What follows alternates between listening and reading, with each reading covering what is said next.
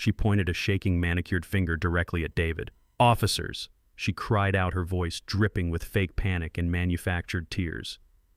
"He is the one you are looking for.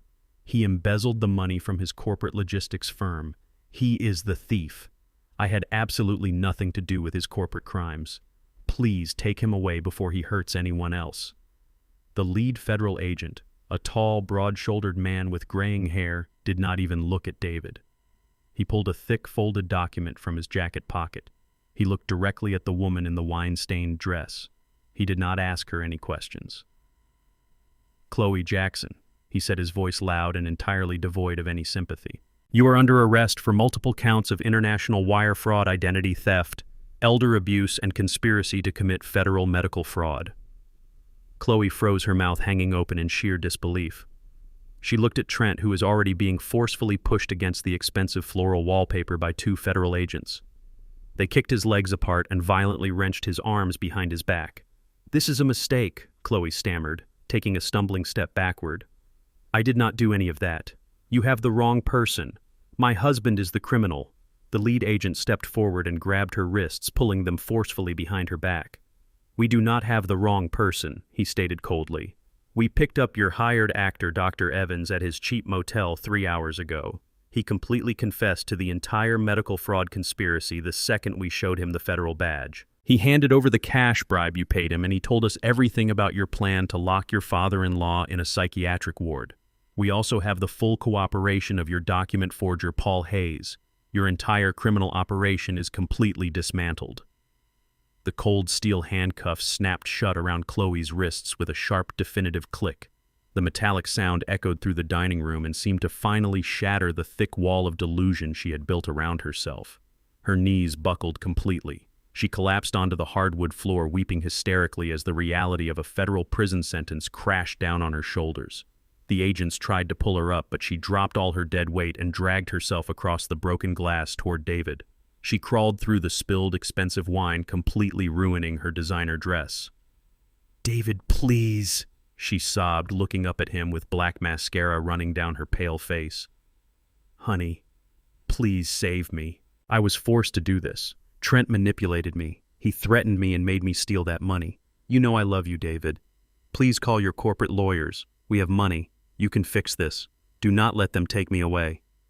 David looked down at the pathetic woman kneeling at his feet.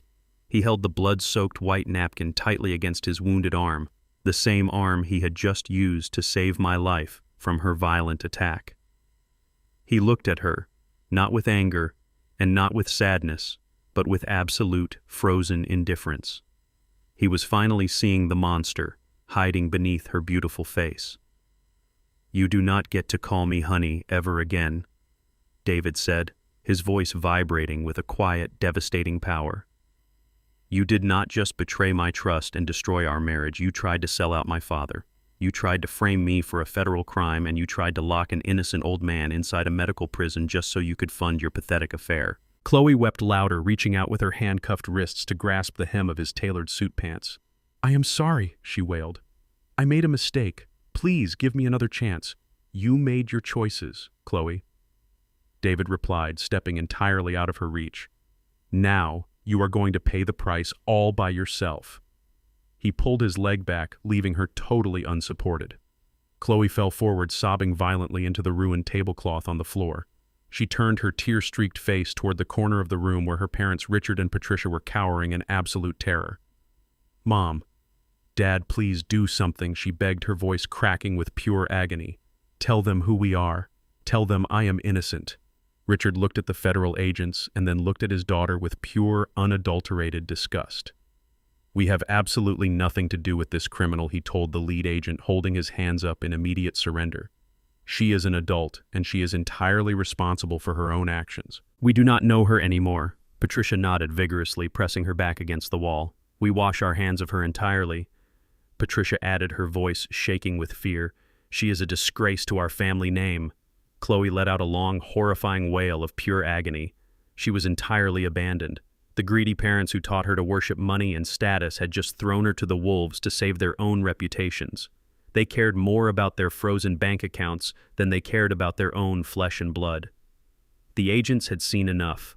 They hauled Khloe roughly to her feet, completely ignoring her dramatic sobs.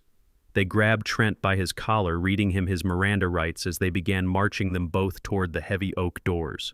I placed my hand on David's uninjured shoulder, and we walked slowly behind the federal agents, following them out of the ruined private room. We stepped out into the main dining area of the luxury restaurant. The entire establishment had fallen completely silent.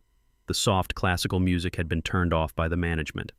Dozens of wealthy patrons, politicians, and powerful corporate executives had stopped eating their expensive meals. They were all standing by their tables, holding their crystal wine glasses, staring directly at the spectacular procession. Khloe was forced to walk through the exact center of the crowded dining room in cold steel handcuffs. Her beautiful beige dress was torn and covered in dark red stains. Her hair was a wild, tangled mess, and her face was twisted in absolute shame. The woman who wanted nothing more than to be worshipped and admired by high society was now being paraded right through the middle of it like a captured animal. She kept her head down, weeping bitterly, trying to hide her face from the countless cell phones recording her spectacular downfall. The restaurant patrons whispered and pointed, watching the greedy daughter-in-law take her final steps of freedom.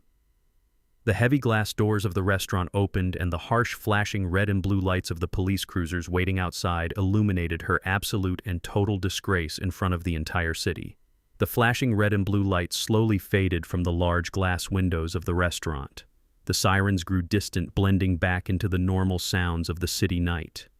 The private dining room, which just an hour ago was the setting for a high society execution, was now completely empty. Richard and Patricia had scurried out the back exit like terrified rats fleeing a sinking ship, refusing to even look in our direction. The restaurant staff had discreetly withdrawn, leaving us entirely alone in the ruined space. Only my son and I remained surrounded by broken crystal, overturned velvet chairs and the dark stains of spilled wine. David sat heavily on one of the few remaining upright chairs. The adrenaline that had fueled his heroic leap across the room was completely gone, leaving behind a profound physical and emotional exhaustion. He stared down at his ruined suit jacket and the makeshift bandage I had pressed against his bleeding arm. The reality of the last 48 hours was crashing down on him with the weight of a collapsing building. He had loved that woman. He had worked 80-hour weeks, sacrificing his own health and happiness to build a life for her, and she had repaid his fierce loyalty by trying to bury him alive in a federal prison. Slowly, my strong, capable son began to break down. His broad shoulders shook violently. He buried his face in his uninjured hand and began to weep. It was not a quiet, dignified cry. It was the loud, agonizing sobbing of a man whose entire world had just been torn to shreds. He cried like a small child, completely stripped of all his corporate armor and adult defenses. "Dad," he choked out, his voice raw and thick with tears. "I am so sorry. I am so unbelievably sorry. I was completely blind. I was so exhausted and so focused on my work that I let a monster into our family. I let her disrespect you. I let her plot against you. I was supposed to protect you, and I was too weak and stupid to even see what she was doing right under my own roof. I did not offer him empty platitudes. I did not tell him that everything was perfectly fine, because it was not." I walked over to the wooden sideboard where the waiters kept their supplies and pulled out a fresh, clean linen towel and a bottle of high-proof clear alcohol from the bar. I walked back to my son, pulling a chair up right directly in front of him. "Give me your arm, David," I commanded, my voice firm and steady. He extended his trembling arm. I unwrapped the blood-soaked napkin. The cut was deep, but it had not hit the main artery. I poured the clear alcohol over the wound. David hissed in pain, his muscles locking up, but he did not pull away. I wrapped the clean linen tightly around his forearm, binding it with the precise care of a father who has spent a lifetime fixing his son's broken pieces. When the wound was firmly secured, I placed both of my hands squarely on his shoulders and forced him to look up at me. His eyes were red and filled with deep, agonizing shame.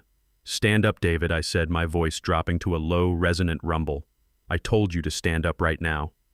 He slowly pushed himself out of the chair, standing tall before me, though his shoulders were still slumped. "Listen to me very closely, son," I told him, looking directly into his tear-filled eyes. "A real man does not cry over parasites. You shed your tears for people who have earned your love and loyalty. Khloe never earned a single drop of your sweat, let alone your tears. You are not weak. You threw yourself in front of a blade to protect your father. That is not weakness, David. That is the definition of absolute strength. You made a mistake in trusting the wrong woman, but you did not fail this family. David swallowed hard, wiping his face with the back of his uninjured hand. "But Dad," he whispered, his voice trembling with sheer terror. "The logistics firm. The federal regulators are coming tomorrow morning. The corporate auditors already handed my file over. She routed $500,000 using my computer. I am going to be arrested at sunrise. My career is completely over. I am going to federal prison." I kept my hands firmly on his shoulders, offering a small, reassuring smile. "Nobody is coming for you tomorrow morning, David," I said, my tone radiating absolute, unwavering certainty. He stared at me in total confusion. "What do you mean?" he asked, his voice shaking. "You heard the recording. The corporate board already filed the federal complaint against me." I let go of his shoulders and took a step back, adjusting my suit jacket. "Do you honestly believe I would spend 48 hours setting a federal trap for your wife and leave your corporate flank completely exposed?" I asked him, raising my voice just enough to fill the silent room. "I am a forensic accountant's son. I never leave a ledger unbalanced." I reached into my inside pocket and pulled out a single folded sheet of thick premium paper.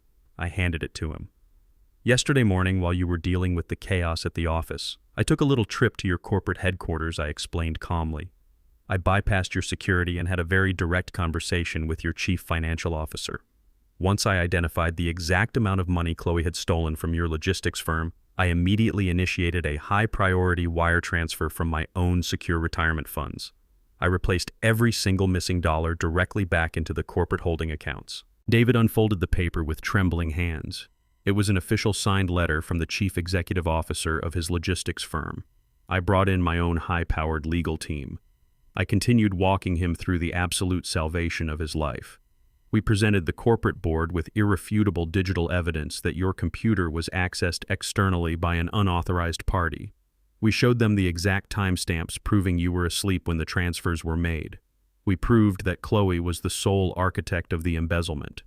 Because I made the company entirely financially whole before the federal regulators initiated their raid, the board of directors agreed to completely withdraw their criminal complaint against you. David read the letter, his eyes scanning the corporate seal and the signatures over and over again. "You are completely clear, David," I told him, my voice filled with deep paternal pride. "The board knows you are an innocent victim in this. They know how hard you have worked for them. You still have your job. You still have your stellar reputation. You do not owe a single dime. You are entirely safe." David looked up from the paper, his hands shaking so violently the letter made a sharp rustling sound. The crushing weight of a 20-year federal prison sentence was instantly lifted from his chest. He looked at me, his eyes wide with a profound, overwhelming gratitude that simply could not be put into words. He closed the distance between us and wrapped his good arm around my shoulders, hugging me with a fierce, desperate strength. I hugged my boy back, holding him tight in the center of the ruined dining room. We stood there for a long time, letting the silence wash over us. The storm had passed. The toxic parasite that had infected our lives had been completely surgically removed. "Let us go home, son," I said finally, patting him gently on the back. "We have a lot of rebuilding to do." We walked out of the elegant restaurant together, leaving the broken glass and the spilled wine behind us. We stepped out into the crisp, cool night air, breathing in the absolute freedom of a brand new beginning. 6 months later, that crisp air was replaced by the stifling, heavy atmosphere of a federal courthouse. The grand trial that had captivated the city for weeks was finally reaching its ultimate conclusion, and I was sitting in the front row waiting for the judge to deliver the final absolute verdict. The air inside the federal courthouse was cold and completely sterile. It was the smell of absolute finality. I sat in the front row of the gallery with my son David sitting tall and steady right beside me. We watched the heavy wooden doors open as the federal marshals led Khloe and Trent into the courtroom. They were no longer wearing their expensive designer clothes or their luxury watches. They were wearing standard-issue orange prison jumpsuits with their wrists securely bound in heavy steel chains. Khloe looked absolutely entirely broken. Her hair had lost its expensive shine and her face was pale and hollow. She kept her eyes glued to the floor, unable to look at the man she had promised to love or the father-in-law she had tried to destroy. The federal judge, a stern woman with zero tolerance for white-collar predators, adjusted her glasses and looked down from the bench. She did not mince her words. She told Khloe that her crimes were not born of desperation, but of pure malicious greed. She outlined how Khloe had systematically manipulated a family, forged federal documents, and attempted to lock a perfectly healthy senior citizen inside a psychiatric facility just to fund a lavish lifestyle. The judge stated that exploiting the elderly and weaponizing the medical system were some of the most despicable acts a person could commit. The gavel came down with a sharp crack that echoed through the silent room. Khloe was sentenced to 15 years in a federal penitentiary for wire fraud, identity theft, and conspiracy to commit elder abuse. In the federal system, there is no early parole for good behavior. She would serve every single day of those 15 years in a concrete box. Khloe let out a pathetic, whimpering sob and collapsed into her chair, but nobody in the room felt an ounce of pity for her. Trent was next. The judge looked at him with equal disgust. For his role in establishing the offshore shell accounts and conspiring to launder stolen corporate funds, Trent was handed a harsh 10-year sentence. He did not cry. He just stared blankly ahead, his arrogant smirk permanently erased from his face. I turned my head slightly and looked toward the back of the gallery. Richard and Patricia were sitting in the very last row. They looked like ghosts of their former selves. They were not wearing their custom suits or their sequin dresses. They looked tired, aged, and entirely defeated. Their presence in the courtroom was not to support their daughter, but because they were deeply entangled in the fallout of her crimes. When Khloe had wired that $75,000 into their primary wealth management account, she had triggered a massive federal audit. The IRS Criminal Investigation Division had torn through their finances with absolute ruthlessness. The authorities seized their bank accounts under federal asset forfeiture laws, claiming the funds were mixed with illicit corporate money.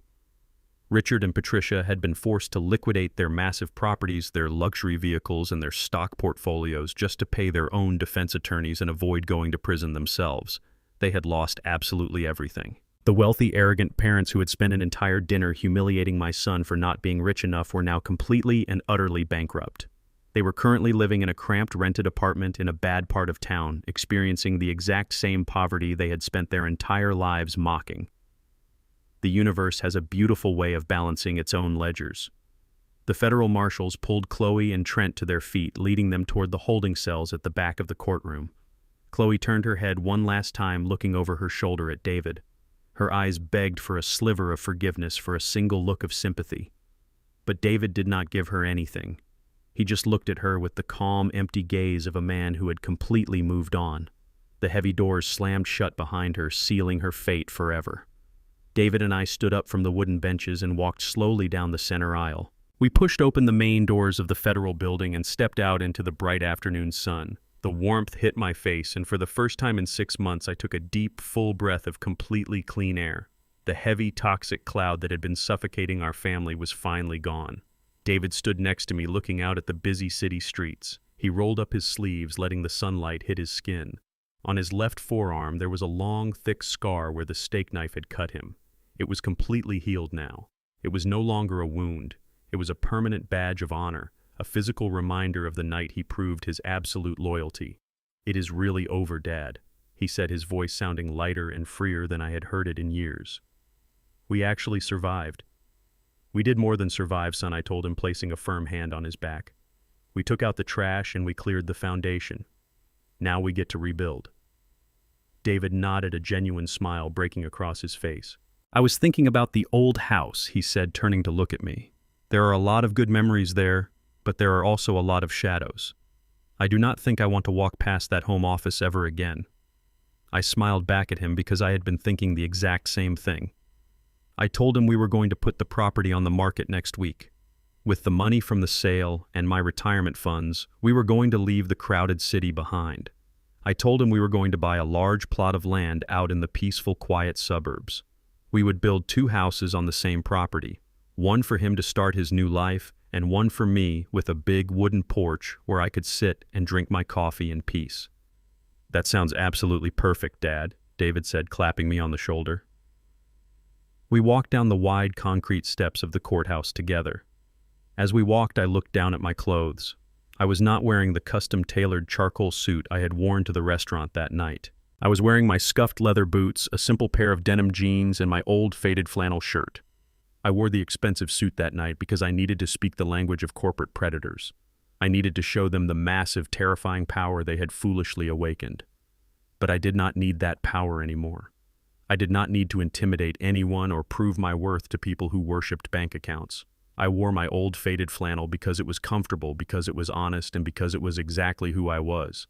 I was a man who had built his wealth quietly, protected his family fiercely, and found absolute peace in the simple things. I did not wear the old clothes because I was a poor, naive old man. I wore them because I had absolutely nothing left to prove to the world. The audit was officially closed and the balance was perfectly clear. Greed is a poison that blinds the mind and rots the soul. Those who underestimate the quiet strength of the elderly often mistake silence for weakness and patience for foolishness. But true power does not need to shout. It waits, observes, and strikes when the time is right. Family is not defined by marriage certificates or empty promises, but by loyalty and unwavering respect. When you try to bury those who built the foundation you stand on, do not be surprised when they become the earthquake that shatters your entire world. Justice may be silent, but it never forgets. Thank you so much for listening to my story today. If this story resonated with you, or if you have ever had to teach a hard lesson to someone who underestimated you, please leave a comment below and share your experience. Do not forget to hit the like button and subscribe to the channel for more incredible stories about justice, family, and the power of truth. Stay strong, stay vigilant, and I will see you in the next video.